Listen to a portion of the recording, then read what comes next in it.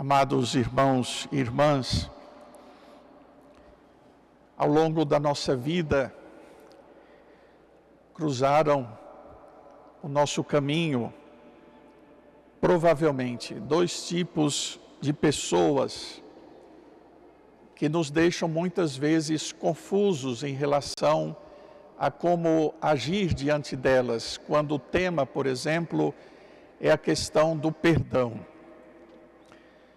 Nós temos um tipo de pessoa que é difícil de você até mesmo perdoar, porque elas perderam totalmente a confiança em si mesmas. Elas acham, por exemplo, que elas não têm mais jeito e que não podem melhorar. Então é muito difícil, mesmo que você fale, dê a essa pessoa uma nova chance, ela sempre acha que ela é um caso perdido. Mas a gente tem também do outro lado, e talvez já tenha cruzado o nosso caminho, pessoas que são cínicas. Elas acham que não precisam mudar. São puras, santas, boas, e não tem nenhuma necessidade de mudar em nada. Quando a gente vai lidar com as pessoas que precisam se perdoar ou serem perdoadas, tem também uma questão que sempre nos deixa um pouco preocupados. Não seria melhor agir com essas pessoas com maior exigência? Porque isso talvez estimulasse o crescimento delas. Ou seria melhor, de fato, ter paciência e perdoá-las mais uma vez como um sinal de que nós estamos dispostos a acolher essas pessoas?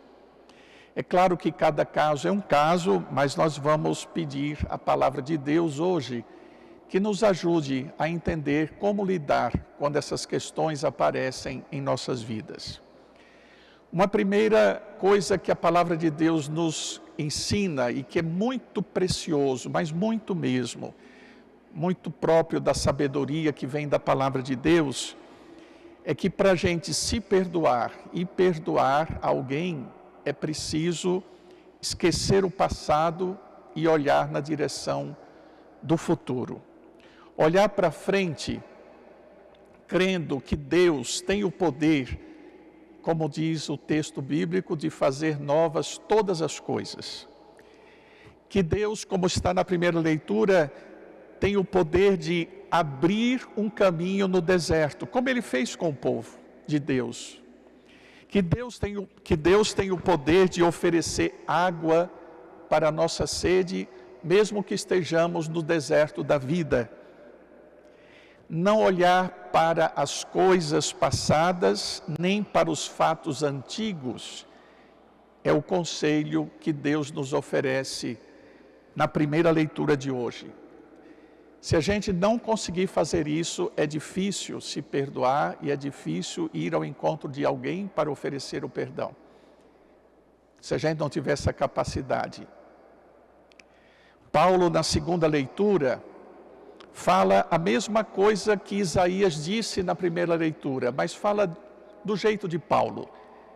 Como é que ele diz lá?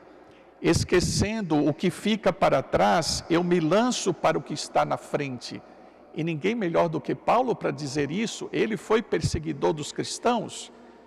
Ele precisava esquecer isso tudo. Esquecer no sentido de é daqui para frente e não de lá de trás. É daqui, de onde eu estou, do encontro com Jesus, que a minha vida é nova. Começa uma vida nova a partir daqui. Corro direto para a meta, rumo ao prêmio que do alto Deus me chama a receber em Cristo Jesus. E é bonito porque Paulo, ele não faz parte daquele grupo dos cínicos, porque ele diz assim, ele sabe que ele não é perfeito, e ele confessa isso na leitura. Eu sei que eu não sou perfeito, mas eu busco chegar à perfeição alcançando a Cristo. Ora, tudo isso cria uma bela moldura para a gente entender o texto do Evangelho de hoje. Uma cena, no mínimo, muito tensa, um momento de muita tensão em que Jesus estava sendo posto à prova. Uma mulher foi surpreendida em adultério e foi levada até Jesus.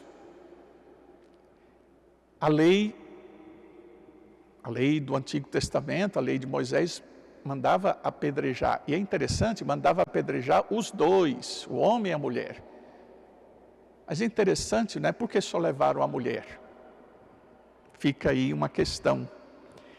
Jesus é colocado num impasse.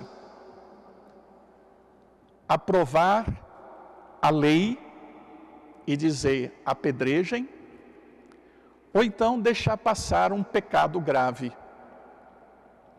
A pergunta que eles vão fazer a Jesus não é uma pergunta inocente. Qualquer resposta que Jesus desse ali, naquele momento, poderia condená-lo, qualquer que fosse. Porque havia de fato um pecado e Jesus não o nega, mas havia também ali pessoas com pedras na mão, prontas para serem atiradas contra um ser humano. E Jesus assistiria ali de camarote alguém ser morto a pedras. Jesus então apela para a consciência de cada um que estava ali. E sabe por quê?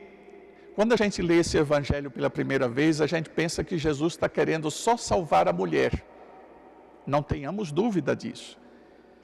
Mas ele quer salvar também as pessoas que estão com as pedras na mão. Elas estão prontas para pecar com um ato de violência contra a mulher. Isso é muito importante porque quando Jesus se dirige a essas pessoas que vão apedrejar a mulher, ele chama a consciência deles ao fato de que eles também são pecadores. Então vejam, é interessante porque ter consciência dos próprios pecados é um bem, porque não faz o favor de botar abaixo a nossa arrogância.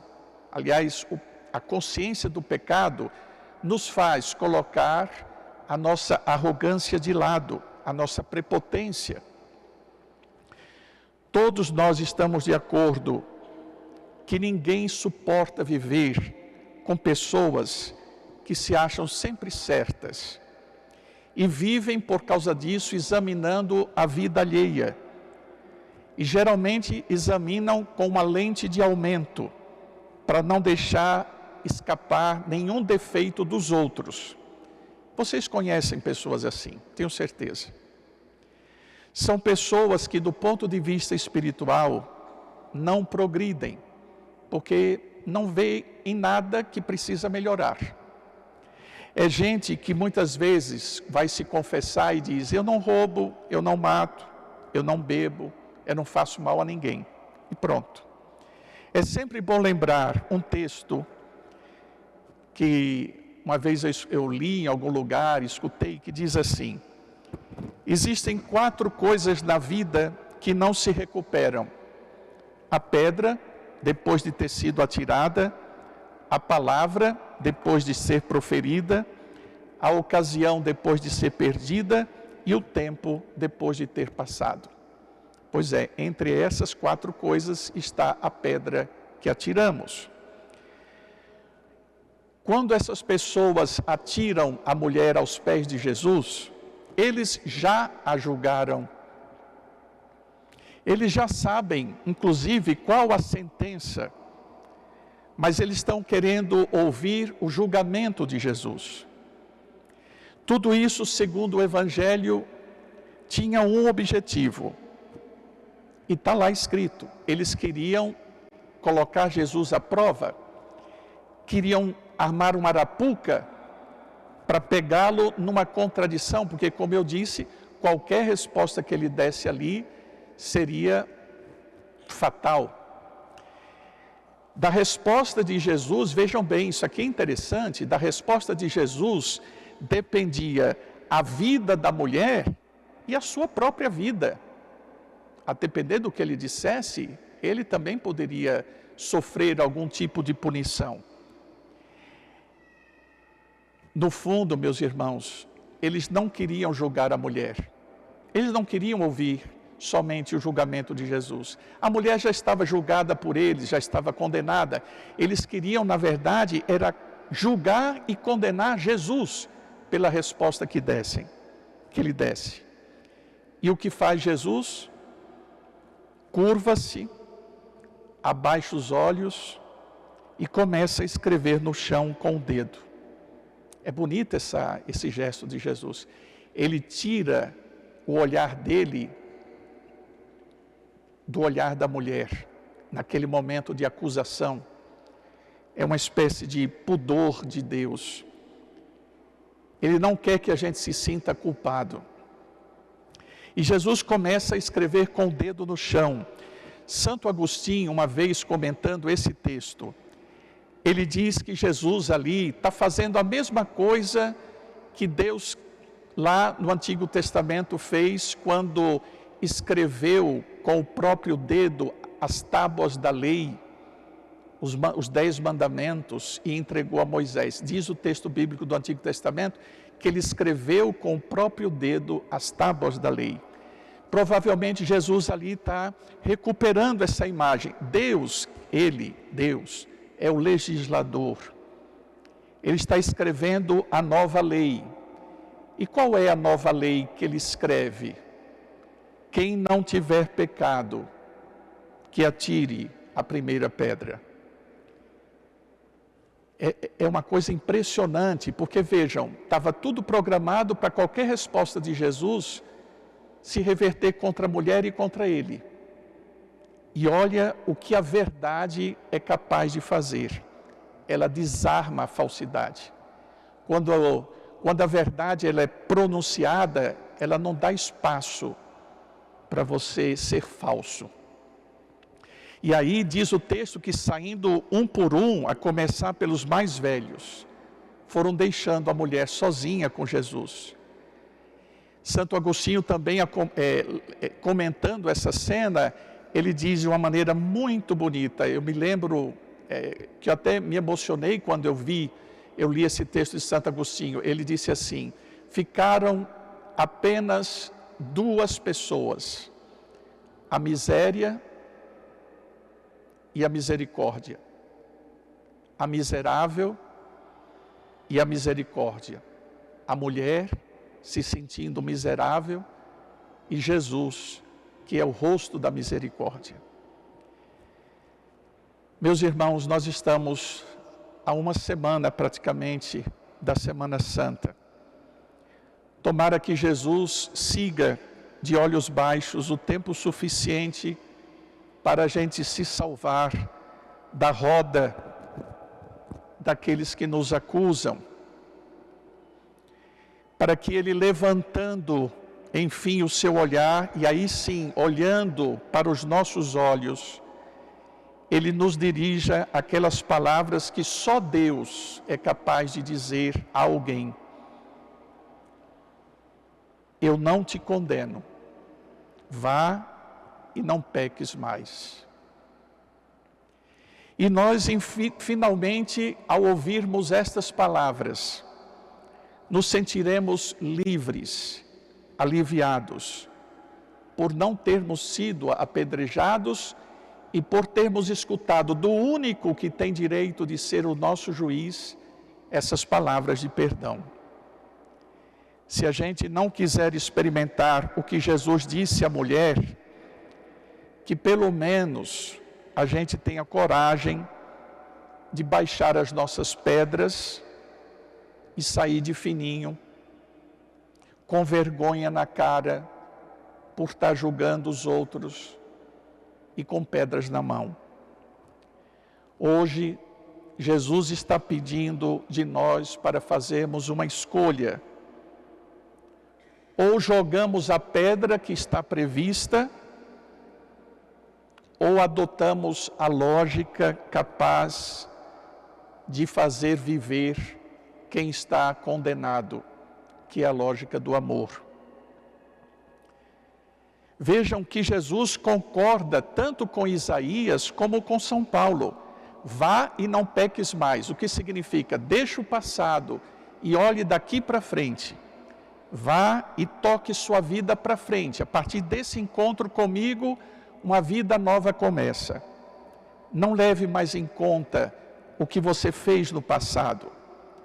Quando a gente experimenta o perdão de Deus, é assim que deveria acontecer conosco. Ouvindo o relato da mulher e de Jesus, nós compreendemos que a justiça de Deus acontece diferente da justiça dos homens. Quando a gente vai para um júri, quando a gente vai para um tribunal neste mundo, o juiz pergunta: o que você fez para estar aqui? Quando a gente se encontra no tribunal de Deus, a pergunta é: o que você fará depois daqui? Essa é a grande diferença. Quando somos julgados, nos perguntam pelo que fizemos no passado. Quando estamos diante de Deus, Deus pergunta: e agora, daqui para frente, como é que você quer fazer? Portanto, tenhamos coragem. Esqueçamos o que está para trás e olhemos para frente. E eu quero encerrar com vocês, porque me lembrei de uma bela canção do Chico César, grande compositor Chico César, que eu acho que nas palavras dele está resumido muito daquilo que hoje a palavra de Deus nos orienta. Ele tem uma canção que eu tenho certeza vocês conhecem, e que fala justamente dos que nos acusam e também dos nossos pecados. Deus me proteja de mim e da maldade de gente boa, da bondade da pessoa ruim. Deus me governe, guarde, ilumine e zele assim. Não é uma verdade? Deus me proteja de mim e da maldade de gente boa. Aqueles que acusaram a mulher e quiseram apedrejá-la, eram pessoas ditas bobas. Eu vou falar e vocês repetem. Deus me proteja de mim e da maldade de gente boa, da bondade de pessoa ruim. Deus me governe, guarde, ilumine e zele assim. Amém.